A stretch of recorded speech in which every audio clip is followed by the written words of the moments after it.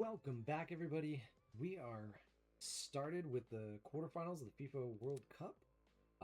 Last time we talked, the round of 16 had just kicked off.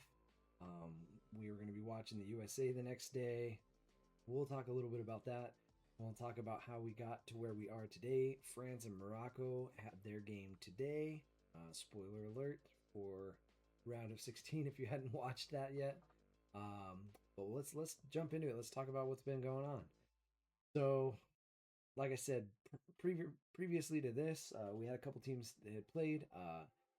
Canada had beaten Morocco, and or Morocco had beat Canada by 3-0, knocked out the first host nation. England then quickly followed that up with Mexico, which was a hard fought battle. Actually, a pretty great match. But England did end up prevailing in the end, and Mexico's out, so second nation was gone there. And then USA came up against Belgium. We were talking about the red card. Balogun's red card got overturned the day before. He was going to be in. He did get in. I think a lot of people were like, well, he should not have played or whatever. But what do you expect this guy to do? It's not his fault. They're going to let him play. Great. Somebody gets a foul and the ref doesn't notice, you expect them just to go, no, hey, guys, stop the game. I fouled somebody. Let me go sit on the bench. I'm gonna red card myself. No. Okay. So same thing here. This guy's not gonna do that, right? What he did do was pretty classy. He went and talked to the Belgium coach after they played. Explained to him, he's sorry for the situation. It was a great game. Whatever conversation he had with them, the coach came out and said, hey man, that kid's classy. Our beef is with FIFA, or our beef is with the United States as a whole, or whatever they said, right? The whole situation was a shit show. They probably shouldn't have given the red card in the first place. Some people argue that they should have. Probably people that just really dislike us or whatever, or maybe football purists.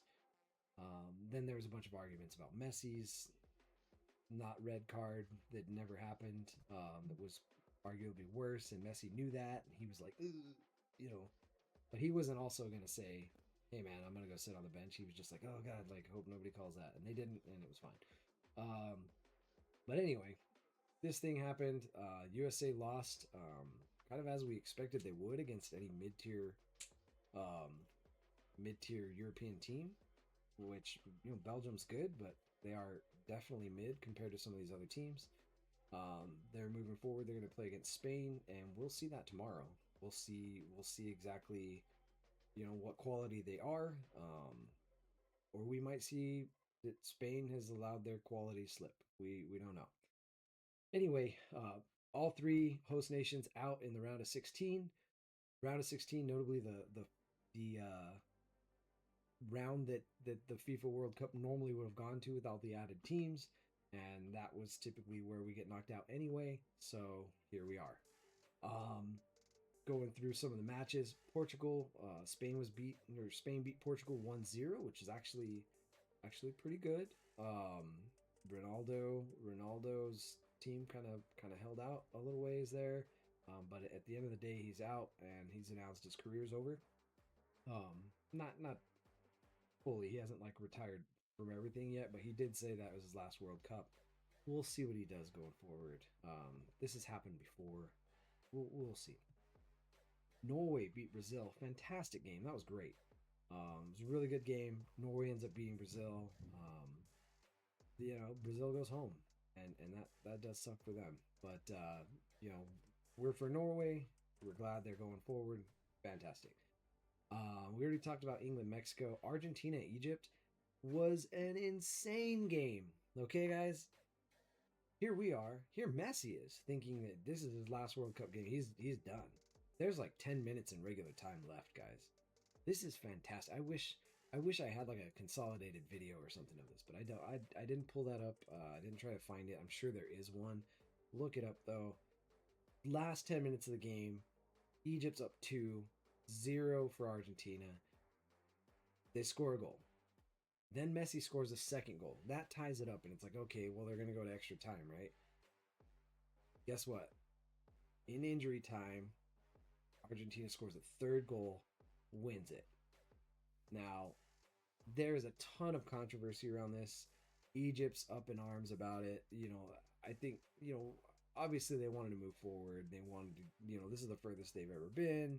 If they go to the next round, that's even better. Like they're literally having a historical run and they want that to go as long as they can. But at the end of the day, there were no like questionable calls at the end of that game.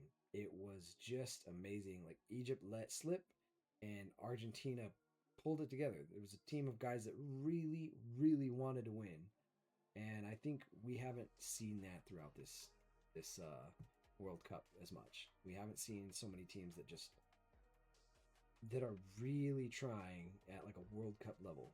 Like you would think a lot of these guys, their first World Cup, their last World Cup, um, you know, they've been waiting 4 years for this, most of them, and these guys would be just pulling out all the stops. And you've seen some guys that are doing that, and Argentina did it that day. Um, then Switzerland and Colombia, a horribly boring 0-0 game. You could have literally just started with penalties, and it would have been fantastic. I don't think anybody would have noticed that they missed the 3 hours of play. But Switzerland ends up winning 4-3 on penalties. Great for them. They're moving forward. They're going to be playing against Argentina. We will see what happens there. Um, I don't know. Maybe they just play super defensive the whole time and hope to go to penalties again. But then you don't necessarily want to go to penalties against Argentina. Messi has missed two penalties in a row, and he did miss one in that game, and he felt terrible. You could tell it was killing him. And once they got towards the end of the game, and it was still like zero for their team, like he was feeling it, and that was running through his head. But then they summoned some kind of power and managed to pull through. So here we are. Here we are. Match today happened: France versus Morocco. Um, they were held out for a little while. Um, Kylian Mbappe, my son, he won a penalty like a champion. And the craziest thing happened. I also didn't get a video of this, but VAR was checking the penalty after the ref had called it clearly on the field. And I think the rule is like clear and obvious. The ref was very comfortable with his call, but they're waiting, they're waiting, they're waiting. There's a bunch of controversy around the refs being from Argentina. Whether that means they wanted to make Morocco lose or they wanted to make France lose, I don't know like what people are thinking the agenda is here. But at the end of the day, the guy made the call. VAR held it for a while, and I want to say it was 3 or 4 minutes. Kylian Mbappe reset the ball like 3 or 4 times. Then once the thing was confirmed, the ref says, "All right, let's go." The goalkeeper walks out. He's like, "Oh, what's going on? I don't know." And the ref's like, "Dude, it's a penalty. Get your ass in the box. He's about to kick it. Let's do this." So the guy takes his time, gets back. Killian, of course, by this point is restless, moves the ball again, sets everything up, gets ready, takes his penalty, and guess what happens? Misses it. Mind games like that are a terrible thing, but they're definitely a part of the game when it comes to penalties. I don't think the refereeing should have had any part in it, but it did. You'll see plenty of stuff online, I'm sure by now about it. And the conspiracy theories are flying wild. I don't know if it's like this every World Cup, but everybody's trying to say like they were trying to screw over France. But then Kylian Mbappe, like a true champion, any great goal scorer, any generational talent will do this. When they're upset about something, they make it right. And this is what happened. Boom. Right from almost outside the box. He just blasts that thing in. Blasts the ball in, scores the goal, and that gets France on the wagon again. And then Ousmane Dembele comes in and scores a second goal, and it is over for Morocco. There's no question. They can say whatever they want. I mean, I'm sure there's something in the news. We can take a look. It just talks about France destroying them. Mbappe, Dembele strike to seal World Cup semifinal spot. Mbappe on a mission. Joy for France fans. all the things, guys. Tons of still talk. Like, I mean, this is a U.S. news site, but tons of talk about United States. How did they do? Why did they lose? Christian Pulisic, a bunch of controversy online with him. Carly Lloyd said some things. People are attacking her. Leave that pregnant lady alone. She's been working her ass off. She's retired. Back off. She's living her life. And you know what? She's allowed to make comments on that stuff because guess what? She's been there. She's done it. So when our guys go and win a World Cup, then you guys can say what you want, but thus far they haven't done anything special. Quarterfinalists, a couple stories talking about the big players, but you've got Kevin De Bruyne, you've got Thibaut Courtois, you've got Lamine Yamal, Erling Haaland, Jude Bellingham, Harry Kane. There is a lot in the quarterfinals, or the semifinals rather. Right now, the quarterfinals are going on. We have a lot of teams that we expect to win. The one game where we don't really have expectations is this one Saturday. I think a lot of people have hope that England will win, but they haven't inspired a lot of confidence in the last few years. And Norway is doing things that they've never done before. So I don't think anybody really knows what to expect. But that match, I feel, is going to be one to watch. I'm going to look like a total idiot if it comes down to a 0-0 draw and then they end up going to penalties. But I don't think that's going to happen. We have not had very many matches go 0-0. We've had some draw. We've had some go to penalties. Fantastic football. But not too many 0-0s, right? So looking at Norway and England on Saturday, that's going to be fun. But before that, tomorrow, Spain versus Belgium. We'll see what happens there, and then that doubleheader on Saturday, 6 p.m. Mountain Time. So that's what 5 Pacific and 8 Eastern. Argentina versus Switzerland. That'll be great. I think this is gonna be fun. They've got tons of different things. You know, Kwanzaa here got red carded. Um, Craig Burley was saying FIFA's making a mockery, or the red card ban on him makes a mockery of FIFA. Sorry. Gilberto Mora, youngest kid in the World Cup, playing for Mexico, gets booted out. Right, they get booted out of the World Cup. They're done, and he goes and graduates from high school within a couple days. Right, he goes down, finishes his test or whatever he had to do, and graduates from high school. And I've heard that there are a lot of teams after that kid. We'll see what happens to him. But I'm going to say, if you guys are ripping cards and you pull Gilberto Mora's, either sell them right away because a lot of the base cards are selling for a good amount, or get them graded, hold them, whatever you want to do. Wait until you maybe get some news on him. But right now, the hype is around him, and like even Vozinha, right? They're out, but Vozinha, the goalkeeper for Cape Verde, his cards are going for like insane amounts, right? So like, what do they say? Buy the hype, sell the news, something like that. So excellent stuff going on here. Tons of news. Like I said, we've got those matches coming up. We're pretty excited. At the end of this, we'll take a look at my bracket and we'll see how we did. You know what? Let's just do it now since I've already got it up here. We'll do it real quick. We'll see where I'm right on these quarterfinals. Who made it to the quarterfinals? We were right on France. We were wrong on Brazil. We were hopeful on USA. That didn't happen, but we were right on Spain. Oop. That was a messy check mark, guys. Gotta relax here. And then going over to the other side, well,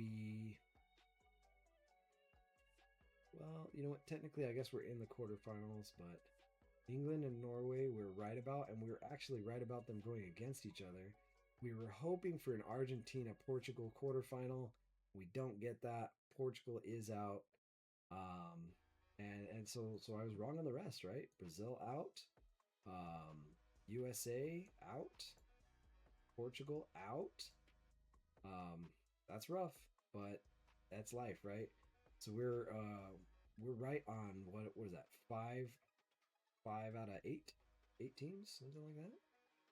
So what percent does that give us, guys? 63%. We got 63% on this. 63. There we go.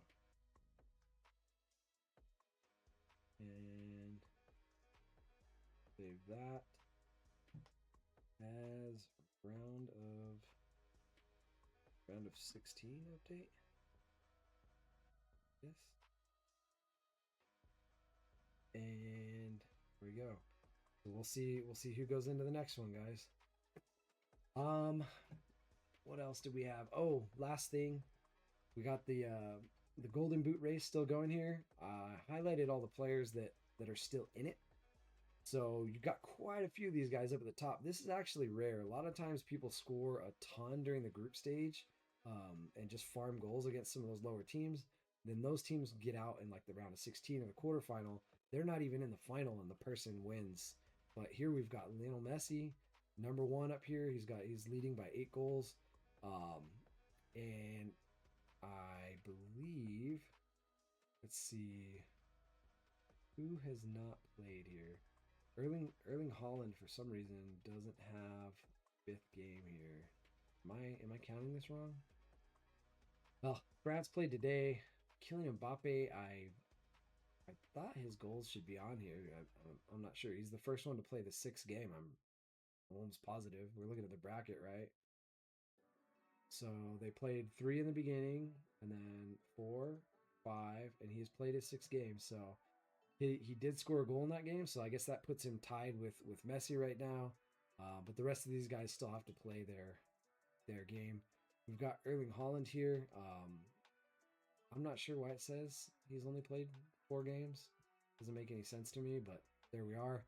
He is also right behind them on their heels. He's got a game coming up as well. Like I said, on Saturday, Harry Kane, 1 goal behind. He's got a game coming up. Vinny Jr. out. Quinones with Mexico out. But then another England player right here behind them. He could score a hat trick and be easily tied for second. Jude Bellingham. Oyarzabal with Spain is the only Spanish player that's up there. We were kind of hoping to see Lamine Yamal in that, but he's not. Right behind them on their heels, Dembele could score, like I said, a hat trick and be in second. So all these guys are in it.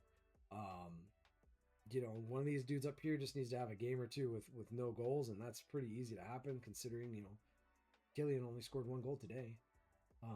Messi only scored 1 goal the other day. So here we are. Holland has been scoring all the goals for his team. They do have a couple that have scored, but very, very far down the list. We get down here to the next guy that's actually still in. It's Lukaku with Belgium. Even if he scored a hat trick, he's tied for like 4th place right now. So I don't think it's going to happen. If you've got like any kind of bets or anything on these guys up here, you're probably doing well. I think it's going to be good. So I do actually have a little set here.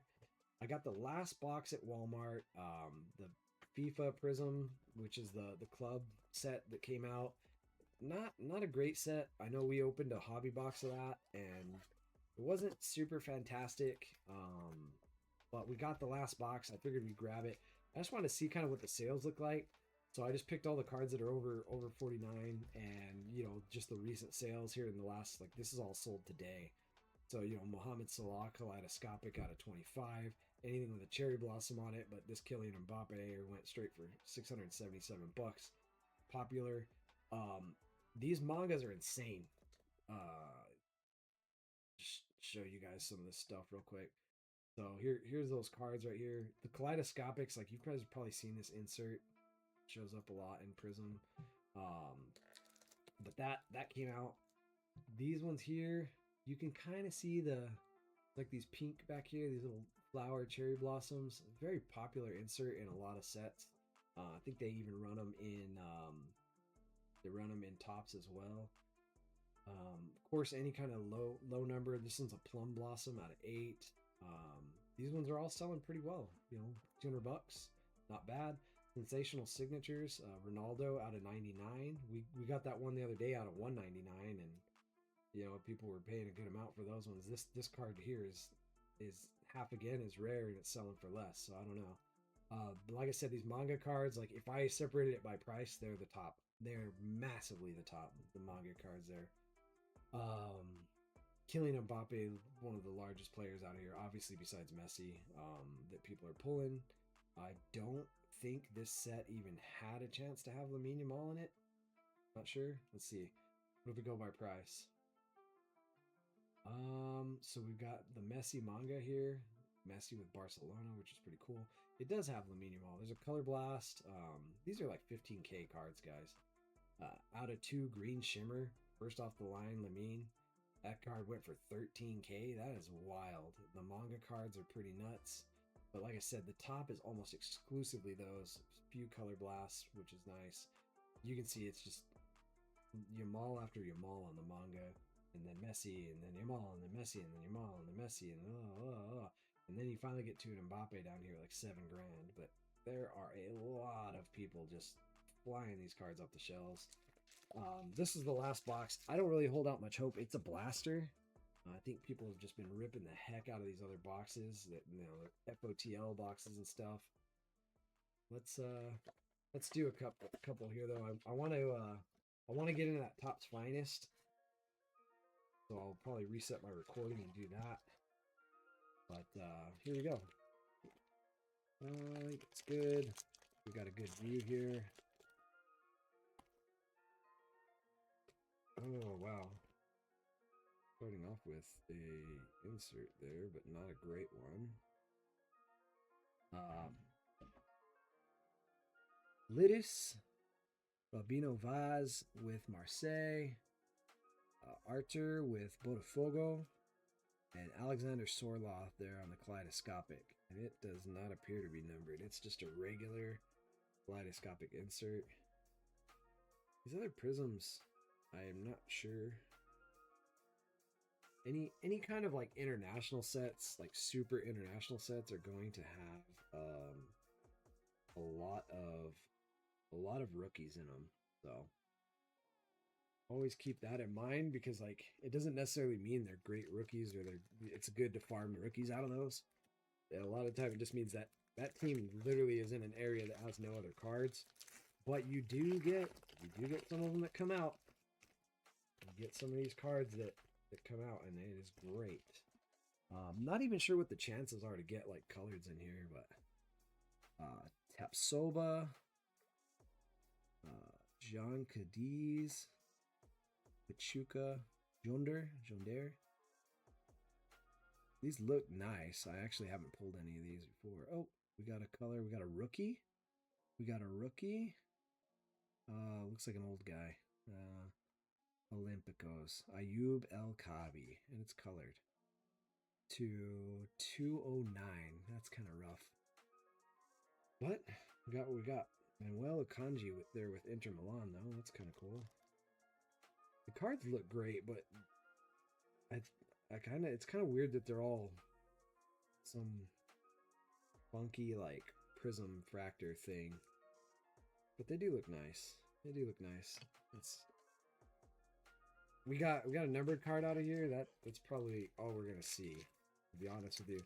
Even if it's a very high numbered one, usually don't get us more out of here. Okay. Oh, there we go. Well, Barcelona. Got Balde with Barcelona there. Matt O'Reilly. Okay. Oh, we do see a pink there. Dominic Szoboszlai, Liverpool. We like that. Angel Gomez, Olympique of Marseille. Unnumbered. So, unnumbered prism. Color. Okay. Dominic Szoboszlai, that's pretty cool. We do like that. Like some Liverpool. Nice team. Not doing quite as well, but okay. Right. Ismail Saibari. Eindhoven. Carlos Palacios with Boca Juniors. Rookie card there. Actually could be nice. if he does well and gets pulled to a big team. Oh, what was that behind there? Robin Lenormand, Atletico. Oh my God, Zlatan. We got Zlatan Ibrahimovic. When he was on AC Milan. I don't know what that is. Maybe it's a regular card. Unsure about that, but let's leave it up. It looks way different. And I cannot tell what this is. But I will sleeve it up just the same. We do like Zlatan. He's fun. A lot of people have been watching him on TV over here. Okay. Got 2 packs left. 4 cards each. That gives us 8 cards to get something. I don't think. That doesn't look like any kind of a case hit to me. I'll have to look it up, but. Okay. Jordi Cortizo. Boris Ioannidis? I don't know. More rookies. Oh my God. Jermaine Berterame, Monterrey. And David Hanko, Atletico. All rookies. All 4 rookies in that.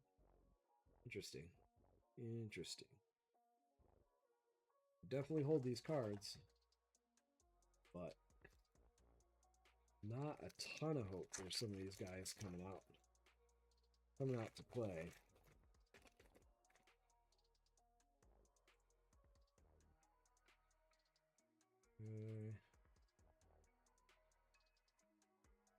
Gianluca Prestiani with Benfica. Alvaro Paredes with Real Madrid. Interesting. Chavo, oh, there's color back there too. Chavo Valentin with AC Milan. And another pink rookie card, Botafogo, insert there. Okay. Yeah, we got a couple rookies there. Nothing fantastic out of this box. We'll take a look at this Zlatan, but he probably ends up in our PC. I don't see anything super special about that. And Ayub El Kabi. Unsure about that rookie, but I don't think it's going to be fantastic for us. Get these out of the way. Well, that is it, guys. We're going to see you in the next round. Like I said, we've got some matches coming up, some big ones. France will play their semi-final match on July 14th, which I believe is a Tuesday, and then the next match happens on a Wednesday. And then there will be a break. They'll have a third place match on July 18th, and they'll have a final match on next Sunday. Well, I guess not next Sunday. This upcoming Sunday +1. So should be good. I hope you guys are just having a ton of fun with the World Cup. And we'll see you next time on FIFA World Cup.